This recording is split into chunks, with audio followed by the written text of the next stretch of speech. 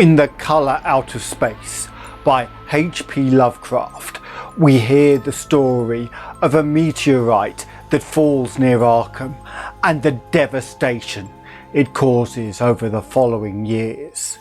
In part 2, we hear of the last of the tests, with the scientists still as confused as they started. The scientists depart, and the Gardners are left to themselves. Gradually, the land begins to change in what starts off looking like a positive thing, but quickly turns dark as the land starts to die, and strange things start happening to the Gardners. If you want to hear more, please click like, subscribing and clicking the bell, then all will let you know when a new episode releases. Let us know what you liked and what you want to see more of in the comments. You can even join us on Patreon. For now though, it's time to enter the Cave of Chronicles.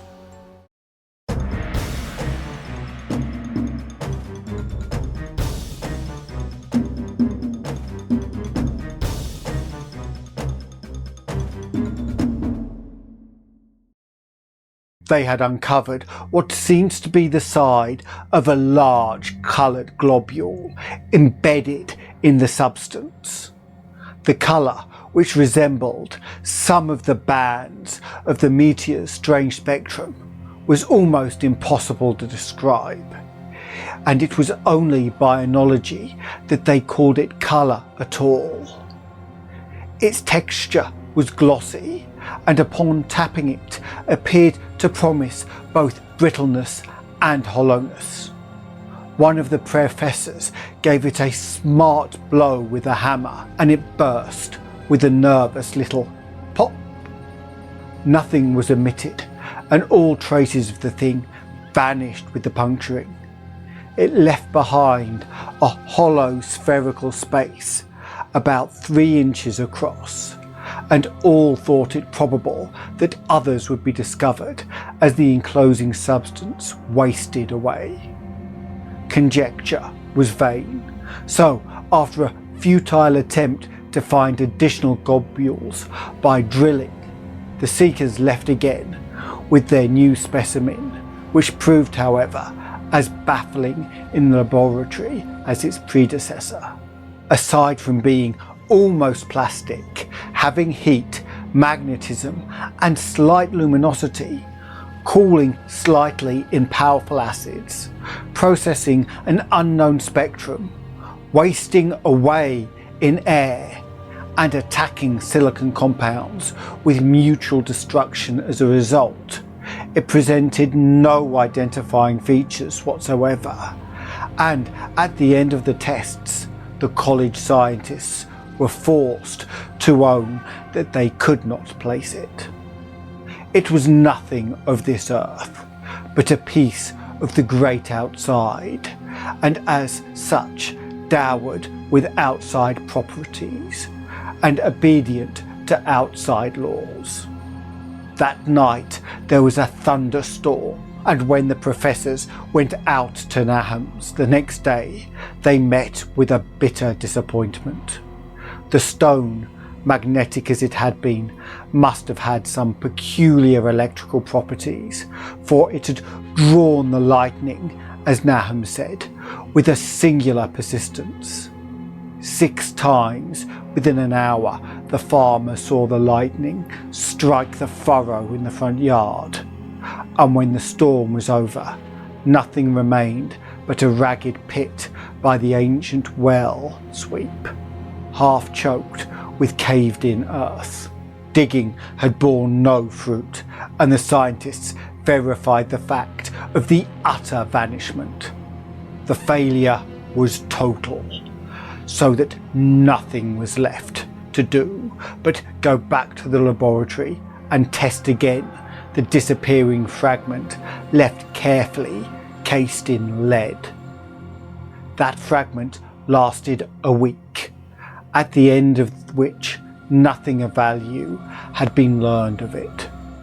When it had gone, no residue was left behind, and in the time the professors felt scarcely sure they had indeed seen with waking eyes that cryptic vestige of fathomless gulfs outside, that lone weird message from other universes and other realms of matter, force and entity. It was natural the Arkham papers made much of the incident with its collegiate sponsoring and sent reporters to talk with Nahum Gardner and his family. At least one Boston daily also sent a scribe, and Nahum quickly became a kind of local celebrity. He was a lean, genial person of about 50, living with his wife and 3 sons on the pleasant farmstead in the valley. He and Amy exchanged visits frequently, as did their wives, and Amy had nothing but praise for him after all these years. He seemed slightly proud of the notice his place had attracted, and talked often of the meteorite in the succeeding weeks. That July and August were hot, and Nahum worked hard at his haying in the 10-acre pasture across Chapman's Brook, his rattling wain wearing deep ruts in the shadowy lanes between. The labour tired him more than it had in other years, and he felt that age was beginning to tell on him. Then fell the time of fruit and harvest. The pears and apples slowly ripened.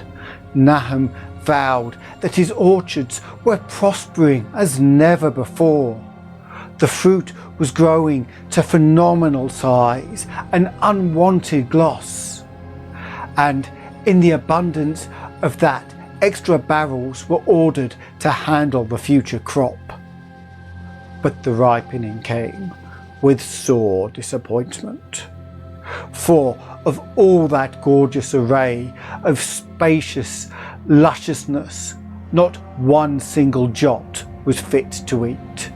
Into the fine flavour of the pears and apples had crept a stealthy bitterness and sickishness, so that even the smallest of bites induced a lasting disgust. It was the same with the melons and the tomatoes, and Nahum sadly saw that his entire crop was lost. Quick to connect the events, he declared that the meteorite had poisoned the soil and thanked heaven that most of the other crops were in the upland lot along the road. Winter came early and was very cold. Amy saw Nahum less often than usual and observed that he had begun to look worried. The rest of his family too seemed to have grown taciturn and were far from steady in their church-going or their attendance at various social events of the countryside. For this reserve or melancholy no cause could be found, though all the household confessed now and then to poorer health and feelings of vague disquiet. Nahum himself gave the most definite statement of anyone when he said that he was disturbed about certain footprints in the snow. There were the usual winter prints of red squirrels, white rabbits and foxes, but the brooding farmer professed to see something not quite right about their nature and arrangement. He was never specific, but appeared to think they were not as characteristic of the anatomy and habits of squirrels and rabbits and foxes as they ought to be. Amy listened without interest to this talk until one night when he drove past Nahum's house in his sleigh on the way back from Clark's Corners. There had been a moon and a rabbit had run across the road, and the leaps of that rabbit were longer than either Amy or his horse liked. The latter, indeed, had almost run away when brought up by a firm rein. Thereafter, Amy gave Nahum's tales more respect and wondered why the Gardner dogs seemed so cowed and quivering every morning. They had, it developed, nearly lost the spirit to bark. In February, the McGregor boys from Meadows Hill were out shooting woodchucks, and not far from the Gardner place bagged a very peculiar specimen. The proportions of its body seemed slightly altered in a queer way, impossible to describe, while its face had taken on an expression which no one ever saw in a woodchuck before. The boys were genuinely frightened and threw the thing away at once, so that only their grotesque tales of it ever reached the people of the countryside. But the shying of horses near Nahum's house had now become an acknowledged thing, and all the basis for a cycle of whispered legend was fast taking form. People vowed that the snow melted faster around Nahum's than it did anywhere else, and early in March there was an awed discussion in Potter's General Store at Clark's Corners. Stephen Rice had driven past Gardner's in the morning and had noticed the skunk cabbages coming up through the mud by the woods across the road. Never were things of such size seen before, and they held strange colours that could not be put into any words. Their shapes were monstrous, and the horse had snorted at an odour which struck Stephen as wholly unprecedented. That afternoon, several persons drove past to see the abnormal growth, and all agreed that plants of that kind ought never sprout in a healthy wood. The bad fruit of the fall before was freely mentioned, and it went from mouth to mouth that there was poison in Nahum's ground. Of course, it was the meteorite, and remembering how strange the men from the college had found that stone to be, several farmers spoke about the matter to them. One day they paid Nahum a visit, but having no love of wild tales and folklore, were very conservative in what they inferred. The plants were certainly odd, but the skunk cabbages are more or less odd in shape and hue. Perhaps some mineral element from the stone had entered the soil, but it would soon be washed away. And as for the footprints and frightened horses, of course this was mere country talk, which such a phenomenon as the aerialite would be certain to start. There was really nothing for serious men to do in cases of wild gossip, for superstitious rustics will say and believe anything. And so, all through the strange days, the professors stayed away in contempt. Only one of them, when given 2 files of dust for analysis, in a police job over a year and a half later, recalled that the queer colour of that skunk cabbage had been very like one of the anomalous bands of light shown by the Meteor fragment in the college spectroscope, and like the brittle globule found embedded in the stone from the abyss.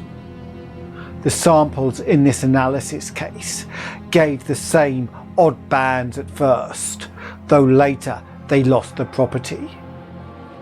The trees budded prematurely around Nahum's, and at night they swayed ominously in the wind.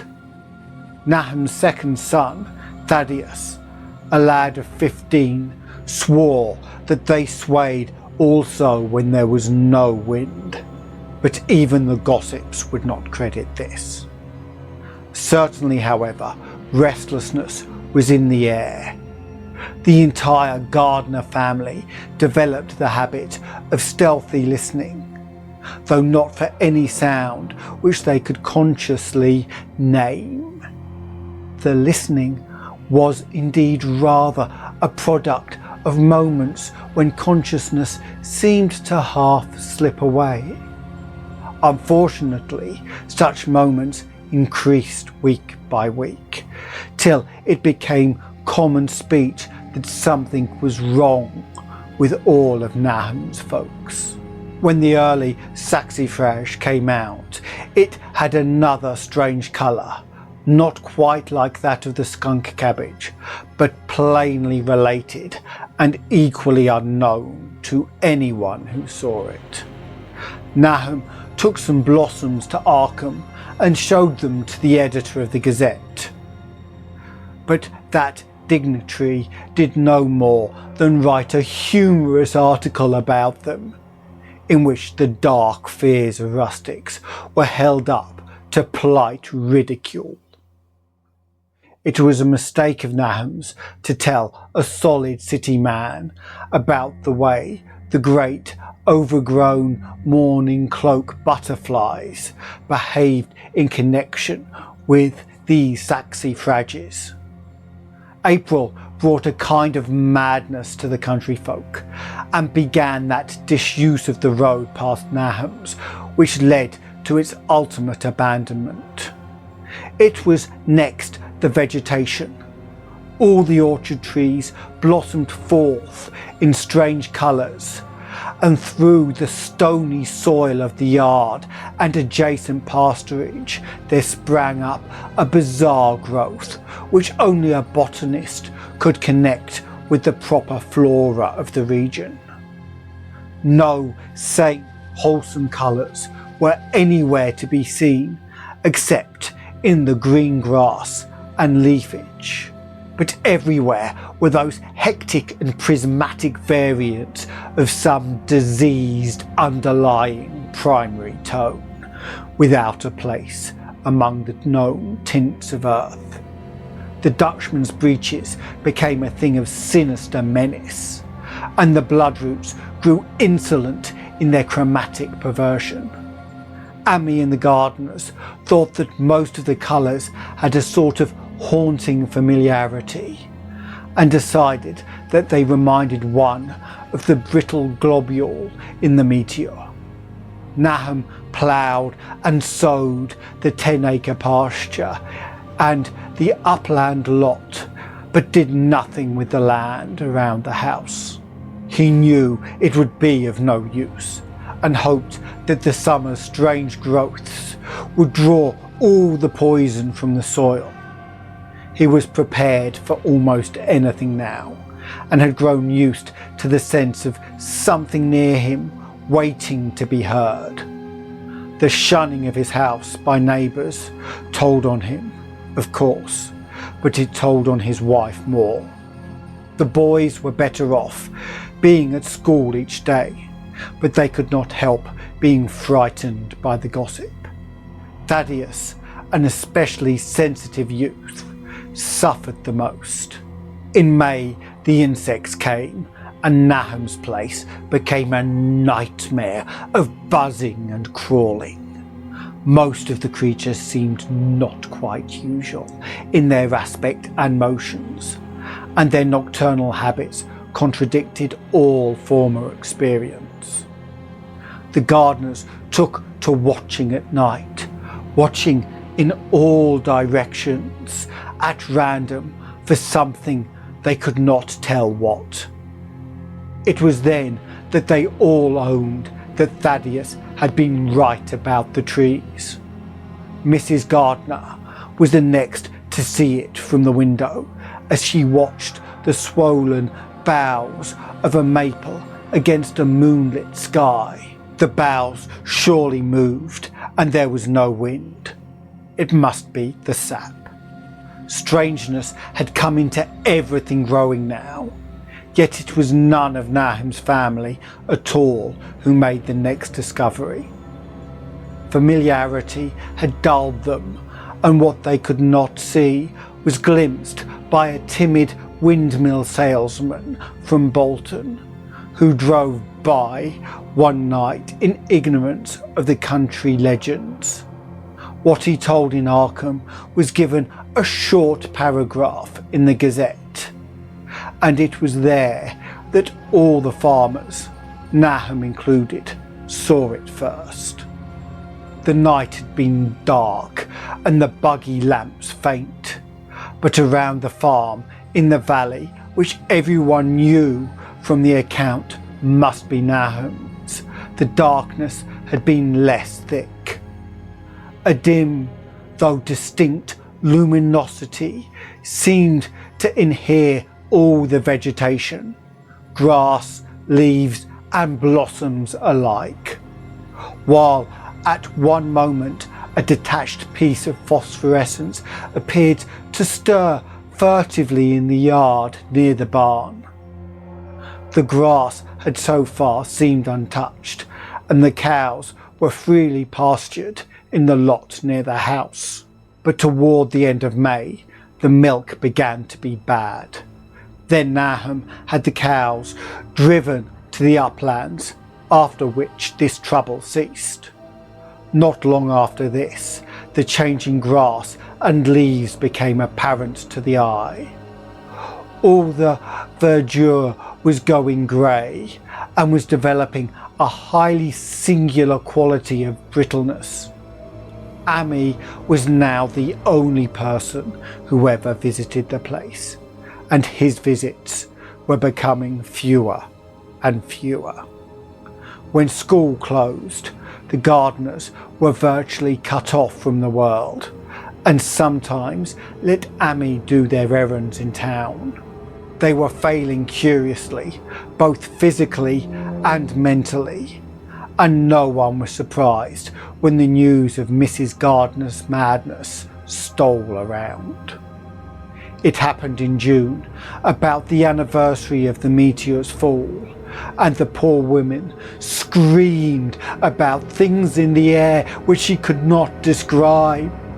Her raving there was not a single specific noun, but only verbs and pronouns. Things moved and changed and fluttered, and ears tingled to impulses which were not wholly sounds. Something was taken away. She was being drained of something. Something was fastening itself on her that ought not be. Someone must make it keep off. Nothing was ever still in the night. The walls and the windows shifted. Nahum did not send her to the county asylum, but let her wander about the house as long as she was harmless to herself and others. Even when her expression changed, he did nothing. But when the boys grew afraid of her, and Thaddeus nearly fainted on the way she made faces at him, he decided to keep her locked in the attic. By July, she had ceased to speak and crawled on all fours, and before that month was over, Nahum got the mad notion that she was slightly luminous in the dark, as he now clearly saw was the case with the nearby vegetation. It was a little before this that the horses had stampeded. Something had aroused them in the night, and their neighing and kicking in their stalls had been terrible. There seemed virtually nothing to do to calm them, and when Nahum opened the stable door, they all bolted out like frightened woodland deer. It took a week to track all four, and when found, they were seen to be quite useless and unmanageable. Something had snapped in their brains, and each one had to be shot for its own good. Nahum borrowed a horse from Amy for his haying, but found it would not approach the barn. It shied, balked and whinnied, and in the end he could do nothing but drive it into the yard, while the men used their own strength to get the heavy wagon near enough the hayloft for convenient pitching. and all the while the vegetation was turning grey and brittle. Even the flowers, whose hues had been so strange, were greying now, and the fruit was coming out grey and dwarfed and tasteless. The asters and goldenrod bloomed grey and distorted, and the roses and zinnias and hollyhocks in the front yard were such blasphemous looking things that Nahum's oldest boy, Zenos, cut them down. The strangely puffed insects died about that time. Even the bees had left their hives and taken to the woods. So ends part 2. In part 3, the story continues, with the strange blight continuing to infect more than just the Gardner's farm. If you enjoyed the tale, it helps us if you let others know, so please click the like button and share with others that may be interested. Subscribing will let you travel with us on further adventures of the dark and terrible, with the bell notifying you as we set off. If you want to join our Eldritch Order on Discord, come visit us on Patreon or YouTube, coming soon. Then you can join in the discussions and even help guide the choice of stories. There is an ever-growing list of insane benefits. See the description for details of the Patreon and for a link to Canje Studios to find out about modern board games where you can create your own dark and terrible stories. Until next time, farewell. But be careful, as in the relentless pursuit of knowledge, science can unwittingly unleash diseases that lurk in the shadows, waiting to consume the very essence of humanity.